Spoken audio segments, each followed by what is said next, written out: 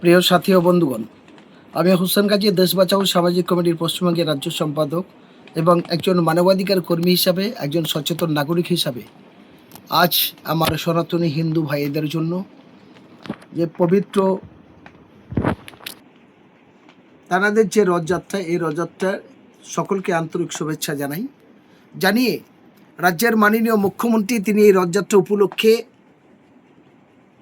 প্রায় টাকা ঘোষণা করেছে তাদের সাহায্য অনুদানের জন্য। আমি তানাকেও শুভেচ্ছা জানাই। রাজ্যের মাননীয় মুখ্যমন্ত্রী তিনি একের পর এক বিভিন্ন রকমের যে বিল আনছেন এবং তিনি যে সমস্ত কথাগুলো বলেছেন সেই কথা বাস্তবে তা রূপায়িত করার জন্য আমি একজন মানবাধিকার কর্মী হিসাবে তার দৃষ্টি আকর্ষণ করে বলতে চাই, সত্যি মুখ্যমন্ত্রীর কথাটা কি কার্যকরী, নাকি ধর্ষণকারীদের পুরস্কৃত করা হলো?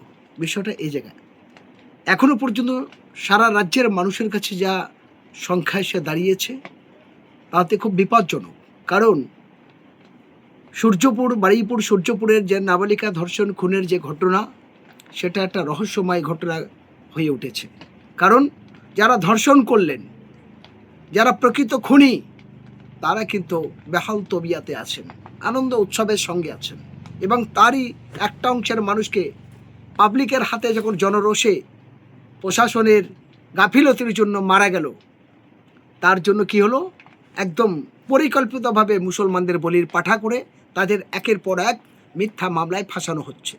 আর অন্যদিকে আবার যখন একটা এরকম 10 বছর 16 বছরের মেয়েকে বিজেপির নেতা ধর্ষণ করেছে, তার কিন্তু এনকাউন্টার হচ্ছে না এবং তাদের কিন্তু কোনো বিচার হচ্ছে না। যাক, এই একটা বিষয় বাংলার মানুষ ভাববে।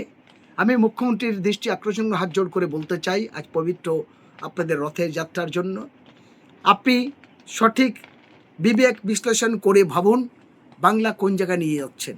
দেখুন, একটা মানুষের অপারেশনের ক্ষেত্রে আমরা দেখি না কার রক্ত কোথায় লাগে। ভগবান আল্লাহ ঈশ্বর গড বলে, মানুষ তুমি শ্রেষ্ঠ, সব মানুষকে ভালোবাসো। আপনি মুখ্যমন্ত্রী, বাংলার সকলের মুখ্যমন্ত্রী, সমস্ত জাতি ধর্ম বর্ণ দল মত নির্বিশেষে সবার মুখ্যমন্ত্রী, সকলকে নিরপেক্ষ ভূমিকা দেখাই আপনার কর্তব্য, আপনার মানবিক দায়িত্ব। সংবিধানকে শপথ নিয়েছেন, সেই সংবিধানে সকলের সমান অধিকার দিয়েছে। একটা পার্ট।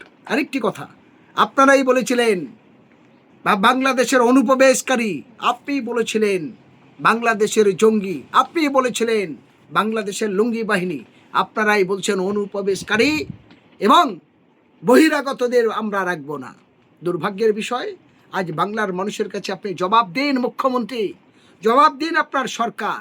কারণ আপনার নেতা নরেন্দ্র মোদী সাহেব বাংলাদেশ থেকে বিতর্কিত মানুষ, বাংলাদেশের সন্ত্রাসীর জন্য দেশ ছাড়া হলেন সেই হাসিনাকে জায়গা দিয়ে রেখেছে। আর আপনি বাংলার যিনি দাঙ্গাবাজ, যে নিজের দেশ থেকে বিতাড়িত হলো, যে পশ্চিমবঙ্গে এসেও সাম্প্রদায়িক দাঙ্গা লাগানোর চেষ্টা করলেন, সেই তসলিমা নাসরিনকে আপনি আনছেন। আপনারা জায়গা দেবেন। বাংলার মানুষ হিসাবে, আমি একজন সামাজিক মানুষ হিসাবে এটাকে ধিক্কার জানাই, কঠোর বিরোধিতা করি, নিন্দা জানাই। কারণ সে আমার বাংলার জন্ম নয়। বাংলাদেশের ব্যাপার বাংলাদেশের মানুষ বুঝবে, তার বিচারটা আপনি করবেন। আপনি এসে আমাদের সুন্দর সম্প্রীতিকে নষ্ট করবেন তাকে এনে, এটা ঠিক জিনিস নয়।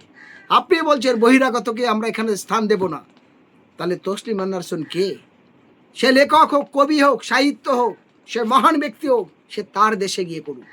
কিন্তু আমার বাংলায়, এখানে আমরা হিন্দু মুসলমান দলিত আদিবাসী শিখ ইসাই সবার সুন্দর সম্প্রীতি মিলন তিথিকে ভাঙছে কে? তসলিমা নাসরিন। যে তসলিমা বলছেন যে আমার জ্ঞান পূর্বর পর থেকে আমার কোনো মহিলা বন্ধু নেই, আমি সব পুরুষ বন্ধুদের সাথে চলতাম। যে তসলিমা নাসরিন গোটা আপনার দলের একজন নেত্রী, যে হাইকোর্টের আইনজীবী বলে দাবি করে,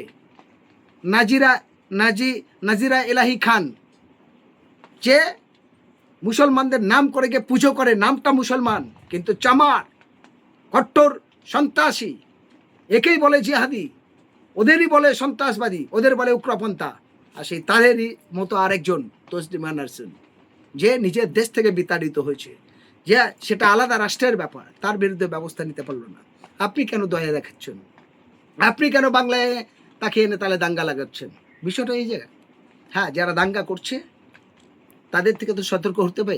উনি লেখিকা, ওনাকে সম্মান জানাই, উনি কবি, ওনাকে সম্মান জানাই, কিন্তু আপনার নিরপেক্ষ, আপনার সংস্কৃতি, আপনার শিক্ষা জগতে প্রসার ঘটান, মানুষের মিলনতিথি করান, কিন্তু আপনি নারী পুরুষের বিভাজন তৈরি করবেন, আপনি কোরআনের বিরুদ্ধে বিভাজন তৈরি করবেন, হিন্দু মুসলমান দাঙ্গা লাগাবেন নিজের ভিউ পাওয়ার জন্য, স্বার্থ পূরণ করার জন্য, এটা ঠিক জিনিস নয়।